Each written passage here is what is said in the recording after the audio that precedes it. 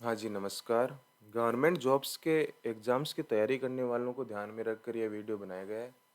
जैसा कि आप जानते हैं, सरकारी भर्तियों की परीक्षाओं का सिलेबस नॉर्मली काफ़ी बड़ा होता है और अगर अपने पास समय की कमी है, तो ऐसी स्थिति में हर एक टॉपिक को पर्याप्त समय दिया जाना मुश्किल होता है। तो ऐसे में अगर किसी टॉपिक को पढ़ने से पहले हमें उस टॉपिक का एक बेसिक आइडिया लग जाए, या यूँ कहें कि इस टॉपिक में हमें क्या-क्या पढ़ना है, किस तरह से पढ़ना है और क्वेश्चंस किस तरह के आने वाले हैं, ये पहले ही पता चल जाए, तो उस टॉपिक को पढ़ने में हमें मुझे लगता है कम समय लगेगा और एक एग्ज़ाम ओरिएंटेड स्टडी हम कर पाएंगे। आज का हमारा टॉपिक है वर्ण विचार। इंग्लिश में जैसे ABCD लेटर्स होते हैं, वैसे ही हिंदी में जो क ख ग घ होते हैं, इन्हें हम वर्ण कहते हैं। यानी हिंदी भाषा की जो मूल इकाई होती है वो वर्ण कहलाती है। तो वर्णों की परिभाषा समझने से पहले हम समझते हैं ध्वनि क्या होती है। भाषा की सबसे छोटी इकाई ध्वनि कहलाती है।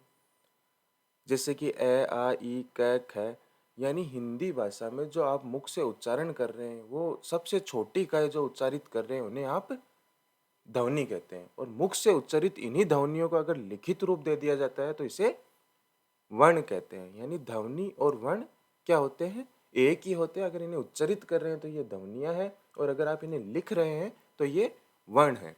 जैसे कि पवन, पवन शब्द प व और न वर्ण से मिलकर बना हुआ है। अब जैसे कि इंग्लिश में 26 लेटर्स होते हैं, वैसे ही हिंदी में वर्ण कितने होते हैं, 44 वर्ण होते हैं। वर्णों को दो भागों में बांटा गया है, स्वर और व्यंजन। जैसे इंग्लिश में वोवेल्स होते हैं, वैसे हिंदी में स्वर होते हैं। इंग्लिश में कॉन्सोनेंट्स होते हैं, वैसे हिंदी में व्यंजन होते हैं। अब ये व्यंजनों को एक खास तरीके से लिखा गया है। ये इनको वर्णों को लिखने के क्रम को क्या कहते हैं, वर्णमाला कहते हैं। जैसे कि क ख ग घ अंग, च छ ज झ ञ, ट ठ ड ढ ण, त थ द ध न, प फ ब भ म, य र ल व, श श श है। तो ये क्या है, वर्णमाला है। वर्णों को एक खास क्रम में लिखा गया है, जिन्हें हम वर्णमाला कहते हैं। फिर है संयुक्त व्यंजन, शत्र ज्ञ इनको हम कहते हैं संयुक्त व्यंजन। इन व्यंजनों का निर्माण एक से अधिक व्यंजनों से होता है, इस कारण इन्हें कहते हैं हम संयुक्त व्यंजन। फिर आते हैं उत्सिप्त या ताड़नजात व्यंजन। अड़ और अढ़ को उत्सिप्त या ताड़नजात व्यंजन कहते हैं। यहाँ आपने लिखा है, वो लिखा है ड और ढ। यहाँ पे है अड़ और ढ, इनके नीचे आप देख रहे हैं क्या है, बिंदु है। ठीक है, इनका उच्चारण भी भिन्न है और इनका प्रयोग भी भिन्न है। जैसे ढंग के अंदर ढ का प्रयोग होता है और पढ़ाई के अंदर अढ़ का प्रयोग होता है। उसके बाद आते हैं अयोगवाय। अनुस्वार और विसर्ग को भी वर्णों में सम्मिलित किया गया है। जैसे कि पंकज के ऊपर जो आप बिंदु देख रहे हैं, इसको क्या कहते हैं, अनुस्वार। अनुस्वार और विसर्ग को भी हम वर्णों में सम्मिलित करते हैं। तो इस प्रकार अगर एग्जाम में यह पूछा जाए कि मूल वर्ण कितने होते हैं, तो मूल वर्ण कितने होते हैं, मूल वर्ण 44 होते हैं। संयुक्त व्यंजन को इसमें मिला दिया जाए तो 48 हो जाएंगे। सभी को मिला दिया जाए तो ये 52 हो जाएंगे। आगे स्वर और व्यंजन का अलग अलग आधार पर वर्गीकरण किया गया है। स्वरों को कई आधार पर वर्गीकृत किया गया है। जैसे कि पहला है उच्चारण की अवधि के आधार पर। उच्चारण की अवधि के आधार पर मतलब जिनके उच्चारण में समय कितना लग रहा है। जिसमें पहला है ह्रस्व स्वर, जिनके उच्चारण में कम समय लगता है उन्हें क्या कहते हैं, ह्रस्व स्वर। दीर्घ स्वर, ह्रस्व स्वर से दुगुना समय जिनके उच्चारण में लगे तो वो दीर्घ स्वर कहलाते हैं। ऐसे ही है प्लुत स्वर। अगर किसी स्वर को बोलने में अपन तिगुना समय ले रहे हैं तो वो क्या होंगे, प्लुत स्वर। जैसे कि ओम, ओम में आप ओ को 3 बार बोलते इतना समय ले रहे हैं, तो इन्हें क्या कहते हैं, प्लुत स्वर। फिर है उच्चारण के आधार पर। जिन स्वरों का उच्चारण नासिका और मुख दोनों की सहायता से होता है तो उन्हें कहते हैं अनुनासिक स्वर। जिन स्वरों का उच्चारण केवल मुख की सहायता से होता है उन्हें कहते हैं निर अनुनासिक स्वर। जो चंद्र बिंदु वाले जो स्वर है वो क्या होते हैं? अनुनासिक स्वर होते हैं। आगे है जीवा की क्रियाशीलता के आधार पर। जीवा का कौन सा भाग क्रियाशील है? स्वरों के उच्चारण में आपके जीभ का कौन सा भाग क्रियाशील है, इस आधार पर स्वरों को तीन भागों में बांटा गया है। अगर अग्र भाग जीवा का क्रियाशील है तो उन्हें अग्र स्वर कहते हैं। मध्य भाग क्रियाशील है तो मध्य स्वर कहते हैं। पश्चिम भाग क्रियाशील है तो वो पश्च स्वर कहलाते हैं। उसके बाद में ओष्ठों की गोलाई के आधार पर, अगर स्वरों के उच्चारण में ओष्ठों का आकार, होठों का आकार गोलाकार हो रहा है तो उन्हें वर्ताकार या वर्तमुखी स्वर कहते हैं। और होठों का आकार गोलाकार न होकर अन्य आकृति में हो रहा है तो उन्हें अवर्ताकार स्वर कहते हैं। अब आपको हर कैटेगरी में कौन कौन से स्वर आते हैं, ये स्वर आपको याद करने हैं। आगे है मुखाकृति के आधार पर स्वरों का वर्गीकरण। संवर्त स्वर, जिन स्वरों के उच्चारण में मुख कम खुलता है उन्हें संवर्त स्वर कहते हैं। अगर मुख थोड़ा अधिक खुलता है तो उन्हें अर्ध संवर्त स्वर कहते हैं, और अधिक खुलता है तो उन्हें अर्ध विवर्त स्वर कहते हैं। ऐसे करके मुखाकृति के आधार पर स्वरों को वर्गीकृत किया गया है।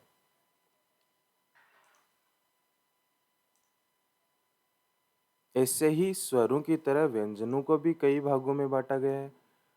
व्यंजन वर्ण है जो, उन्हें मुख्यतः तीन भागों में बांटा गया है। स्पर्श व्यंजन, अंतस्थ व्यंजन, उष्म व्यंजन। स्पर्श व्यंजन ये कंठ, तालु, मूर्धा, दंत और ओष्ठ के स्पर्श से बोले जाते हैं। अब जो कंठ के स्पर्श से बोले जाएं उन्हें वो क वर्ग होता है। जो तालु के स्पर्श से बोला जाए वो च वर्ग होता है। जो मूर्धा के स्पर्श से बोला जाए वो ट वर्ग होता है। जो दंत के स्पर्श से बोला जाए वो त वर्ग होता है। और जो ओष्ठ के स्पर्श से बोला जाए वो प वर्ग होता है। तो इस डायग्राम की सहायता से आप थोड़ा बहुत इन्हें समझ सकते हैं और याद कर सकते हैं। उसके बाद है अंतस्थ व्यंजन। अंतस्थ व्यंजन वे व्यंजन होते हैं जिनके उच्चारण में पूर्ण स्पर्श नहीं होता है, इन्हें अर्ध स्वर भी कहते हैं। जो आपके ये रे ल व होते हैं वो अंतस्थ व्यंजन होते हैं। फिर है उष्म व्यंजन। व्यंजनों का उच्चारण किसी रगड़ या घर्षण से उत्पन्न उष्म वायु से होता है। स है, ये क्या होते हैं? उष्म व्यंजन होते हैं। अब इनकी जो आप परिभाषाएं देख रहे हैं इनको आप वर्णों को उच्चारित करके महसूस कर सकते हैं। अगर आप कर पा रहे हैं तो अच्छी बात है, अन्यथा आप इन्हें याद कर लें। आगे वर्णों को और भी कई भागों में विस्तृत रूप से बांटा गया है। उच्चारण के स्थान के आधार पर वर्णों का वर्गीकरण। कंठे, कंठे यानी जिनके उच्चारण कंठ की सहायता से हो, इसे आप ए क है विसर्ग से याद कर सकते हैं, जिसमें ए आ क वर्ग है और विसर्ग आते हैं। तालव्य, इसे आप एचएस से याद कर सकते हैं, जिसमें ई, बड़ी ई, च वर्ग, य और श आते हैं। मूर्धन्य, इसे आप रीट रस से याद कर सकते हैं। मूर्धन्य में कौन से वर्ण आते हैं? री आता है, ट वर्ग के वर्ण आते हैं, र आता है और श आता है।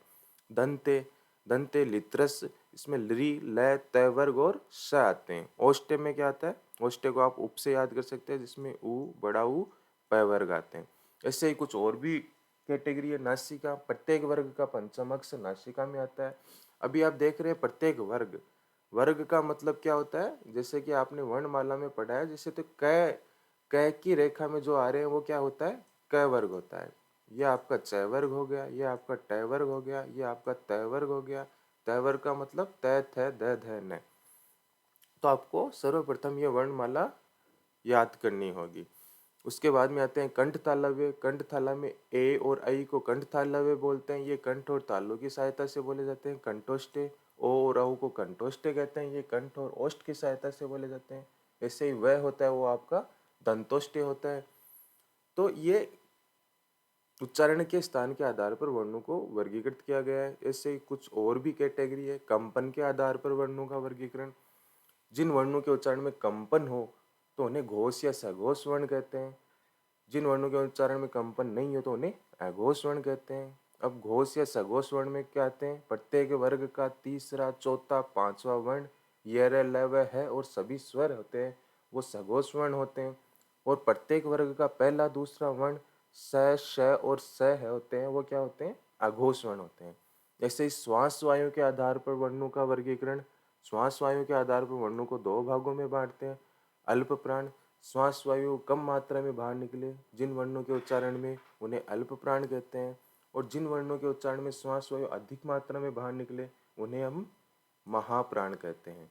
तो अल्प प्राण में कौन आते हैं? प्रत्येक वर्ग का पहला, तीसरा, पांचवा वर्ण, ये र ल व तथा सभी स्वर क्या होते हैं? अल्प प्राण होते हैं। प्रत्येक वर्ग का दूसरा, चौथा वर्ण तथा श, श, स है, ये क्या होते हैं? महाप्राण होते हैं। तो अब आपको प्रत्येक वर्ग का कौन सा वर्ण है इसको याद करने के लिए पहले आपको ये वर्णमाला याद करनी होगी। प्रत्येक वर्ग का जैसे पहला दूसरा वर्ण बोले तो प्रत्येक वर्ग का पहला दूसरा वर्ण कौन सा हो गया? क हो गया, ख हो गया, च हो गया, छ हो गया। ठीक है, तो ये जो आप पहला, दूसरा, तीसरा ये याद करने के लिए आपको ये वर्णमाला याद करनी होगी। फिर कुछ और भी कैटेगरी है जिनको भी आपको याद करना है। तो अगर आप वर्णों में देखेंगे तो वर्णों में आपने सबसे पहले वर्णों की परिभाषा देखी, वर्ण क्या होते हैं, स्वर क्या होते हैं, व्यंजन क्या होते हैं। अब एक चीज इसमें स्वर और व्यंजन की डेफिनेशन हम भूल गए थे। तो स्वरों को कहते हैं कि स्वर वे होते हैं जिन्हें बोलने के लिए किसी अन्य वर्ण की सहायता नहीं ली जाती या जो मुख से बाहर निकलते हैं तो बिना किसी अवरोध या टकराव के बाहर निकलते हैं। वैसे ही व्यंजन वे होते हैं जो स्वर की सहायता से बोले जाते हैं और जिन्हें बोलने में, उच्चारण में एक अवरोध प्रकट होता है तो उन्हें व्यंजन कहते हैं। तो जैसे कि आप व्यंजन में देख पा रहे हैं कि इन्हें स्वरों की सहायता से बोला जाता है। तो ये जैसे वर्ण विचार में पवन शब्द आपने पढ़ा था शुरू में, तो इसमें पवन प, व और न वर्ण से मिलकर बना होता है। तो प क्या है? एक व्यंजन है ना। तो व्यंजन किसकी सहायता से बोले जाते हैं? स्वर की सहायता से बोले जाते हैं। तो आप प को प हलंत और ए में भी विभाजित कर सकते हैं, व को व हलंत और ए में विभाजित कर सकते हैं, न को न हलंत और ए में विभाजित कर सकते हैं। यानी कि इन व्यंजनों में क्या होते हैं? स्वर छिपे हुए होते हैं, इन्हें स्वर की सहायता से बोला जाता है। तो ये आपने वर्ण के बारे में पढ़ा, स्वर और व्यंजन क्या होते हैं, इनकी संख्या क्या होती है, संयुक्त व्यंजन क्या होते हैं। उसके बाद में आपने स्वर और व्यंजनों का अलग अलग आधार पर वर्गीकरण किया। तो आप देख सकते हैं कि इसमें ज़्यादातर चीज़ें आपको क्या करनी है? याद करनी है।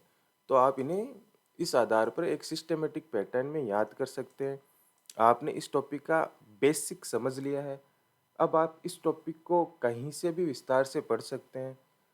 तो अगर आप अब इसको पढ़ेंगे तो मुझे लगता है आपको कम समय लगेगा और आप इसे सिस्टेमेटिक पैटर्न में समझ पाएंगे। आगे एग्जाम में जो क्वेश्चंस आए हैं उनको भी देख लेते हैं। जैसे कि पहला क्वेश्चन है, संयुक्तों को छोड़कर हिंदी में मूल वर्णों की संख्या क्या है? तो संयुक्तों को छोड़कर हिंदी में कितने मूल वर्ण होते हैं? ये आपने यहाँ पे पढ़ा है कि अगर संयुक्त को छोड़ दिया जाए और मूल वर्ण की बात की जाए तो हिंदी में मूल वर्ण 44 होते हैं। तो आपका ये आंसर हो गया। और किस क्रम में अल्प प्राण ध्वनि है? अल्प प्राण ध्वनि के बारे में आपने पढ़ा है कि प्रत्येक वर्ग का पहला, तीसरा, पांचवा वर्ण, ये र ल व तथा सभी स्वर क्या होते हैं? अल्प प्राण होते हैं। तो ये फ क्या है? प्रत्येक वर्ग का ये दूसरा है तो ये नहीं होगा। टैट है, ये भी दूसरा है तो ये भी नहीं आएगा। क और ल, क पहला है और ये र ल व भी अल्प प्राण होते हैं तो ये आपका आंसर ये हो जाएगा। ख दूसरा है तो ये नहीं होगा। इसी तरह किस क्रमांक में अंतस्थ व्यंजन है? अंतस्थ व्यंजन के बारे में आपने पढ़ा है कि जो ये र ल व होते हैं ये क्या होते हैं? अंतस्थ व्यंजन होते हैं। तो ये और वे अंतस्थ व्यंजन होते हैं। किस क्रम में तालव्य व्यंजन नहीं है? तो तालव्य व्यंजन को आपने ईचीएच से याद कर रखा है, यानी ई, बड़ी ई, च वर्ग, ये और स क्या होते हैं? तालव्य होते हैं। तो ये च तालव्य है, स तालव्य, ये तालव्य है, तो ये घ आपका तालव्य नहीं है। किस क्रमांक में अघोष व्यंजन है? अघोष व्यंजन के बारे में आपने देखा है प्रत्येक वर्ग का पहला, दूसरा वर्ण श, श और स क्या होते हैं? अघोष होते हैं। तो आपके ये श और श इसमें है तो ये हो गया अघोष व्यंजन। कहने का मतलब ये है कि आपको वर्णों की परिभाषा समझकर इनका वर्गीकरण याद करना कि कौन कौन सी कैटेगरी में कौन कौन से वर्ण आते हैं। तो ऐसे ही अपन हर एक टॉपिक का पहले से आइडिया लेंगे। आगे भी हम इसी तरह से दूसरे टॉपिक्स को पढ़ेंगे। धन्यवाद।